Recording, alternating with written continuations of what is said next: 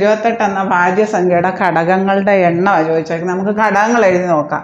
28ൻ്റെ ഘടകങ്ങൾ എന്നിട്ട് എണ്ണിയാൽ മതിയല്ലോ എത്രയാണ്. ഫാക്ടേഴ്സ് ഘടകങ്ങളെന്ന് പറഞ്ഞാൽ ഏതിൻ്റെയൊക്കെ ടേബിൾ ചെല്ലിയാൽ 28 കിട്ടുമെന്ന് നോക്കണം. 1 ഏത് സംഖ്യയുടെയും ഘടകമാണ് 1. പിന്നെ 2 പറ്റും, കാരണം ഇതൊരു ഇരട്ട സംഖ്യയാണ്. 2 × 14 വരും. അപ്പോൾ 14 അതിൻ്റെ ഘടകമാണ്. 2, 14. പിന്നെ 7ൻ്റെ ടേബിൾ ചെല്ലിയാൽ കിട്ടും, 4ൻ്റെ ടേബിൾ ചെല്ലിയാൽ കിട്ടും, 28ൻ്റെ ടേബിൾ ചെല്ലിയാൽ കിട്ടും. അതായത് 1 ഏത് സംഖ്യയുടെ ഘടകമാണ്, ഇരട്ട സംഖ്യ ആയതുകൊണ്ട് 2. പിന്നെ 3 പറ്റില്ല. 4, 7, 28. നമുക്ക് ഓർഡറിൽ എഴുതാൻ വേണേ. 4, 7, 28. 4 × 7. 4, 7 ഘടകങ്ങളാണ്. 4ൻ്റെ 7ൻ്റെ ടേബിൾ ചെല്ലിയാൽ കിട്ടും. ഇനി 28ൻ്റെ നേർപകുതി എത്ര വരും? 14. 14 × 2 28. അതുകൊണ്ട് 14 വരും ഘടകം.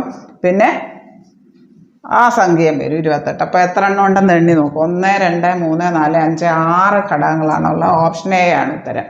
1 ഏത് സംഖ്യയുടെ ഘടകമാണ്. ഇവിടെ 28 ഒരു ഈവൻ നമ്പർ, ഇരട്ട സംഖ്യ ആയതുകൊണ്ട് 2 പറ്റും. ഈ 3ൻ്റെ ടേബിൾ ചെല്ലിയാൽ കിട്ടത്തില്ല. 4, 7, 28. അപ്പോൾ 4, 7 ഘടകങ്ങളാണ്. പിന്നെ 28ൻ്റെ നേരെ പകുതി എത്രയാണ്? 14. 14 × 2 28. അപ്പോൾ 14 2 ഘടകങ്ങളാണ്. അപ്പോൾ 28. ഇവിടെ എണ്ണം 6. ഓപ്ഷൻ എ ആണ് ഉത്തരം.